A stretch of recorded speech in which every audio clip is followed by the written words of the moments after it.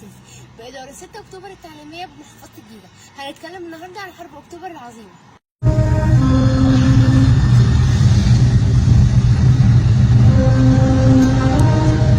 عاشت مصر ثورات عصيبة منذ بداية الاحتلال الإسرائيلي لشبه جزيرة سيناء، حيث أعادت مصر جميع القوات المسلحة من جديد، وأظهر المصريون حبهم وانتمائهم حينما توافد الآلاف منهم للالتحاق بصفوف الجيش.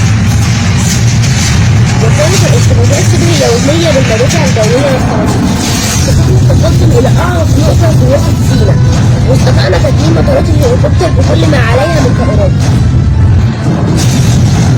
في أقل من 6 ساعات استطاعت القوات المسلحة اقتحام قناة السويس، وعبرت الطائرات الهليكوبتر المصرية قناة السويس وخليج السويس لتثير الذعر والارتباك في صفوف العدو.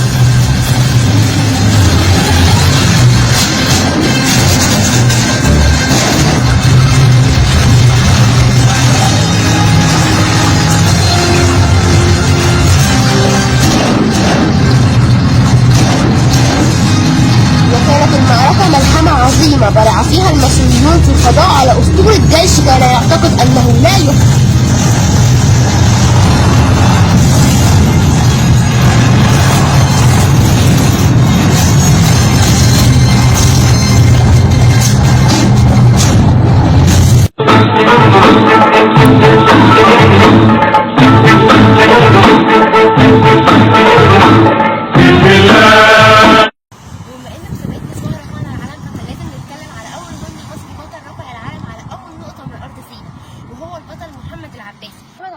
العباسي 21 فبراير 1947 بمدينة القريم بمحافظة الشرقية بمصر.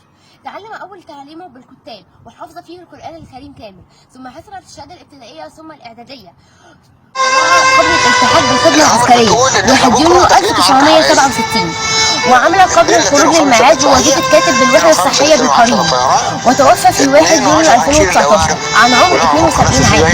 كيف اتدربنا ونحط من الاسطوره اللي هم قالوا لا تقهر. قائد الوحده موجود حاليا يدعى ناجي الجندي، كان معاه العلم.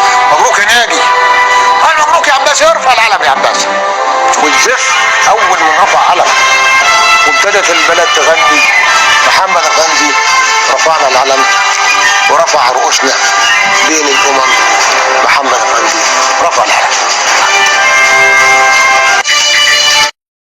شكرا للبطل محمد العباسي ولكل جنود مصر رفعوا راسنا وبسببهم رفعنا العلم، لأن هذه المعركة من التاريخ وللتاريخ لقد خلدها صانعوها لأجيال وأجيال، حيث أقاموا لها نصبا تذكاريا وأطلقوا عليه بانوراما حرب أكتوبر 73.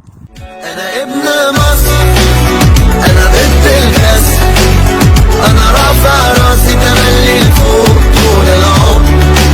أنا ابن مصر، قلبي نسر، مقدرش أعيش أبدا يوم غير وأنا حر.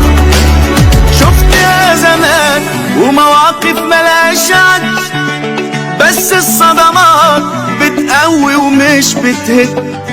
شفت يا زمان ومواقف ملهاش عد، بس الصدمات بتقوي ومش بتهد.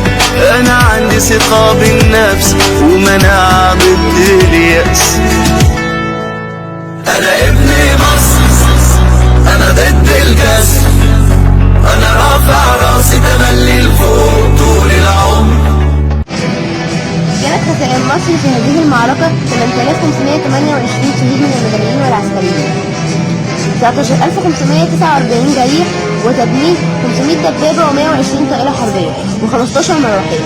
وكانت خسائر إسرائيل من 8000 إلى 10000 قتيل و20000 جريح، وتدمير أكثر من 1000 دبابة، وتدمير من 303 إلى 372 طائرة حربية، وتدمير 25 مروحية، مع إصابة وأسر عدد آخر من الدبابات. وكانت النتيجة انتصار القوات المصرية العظيمة.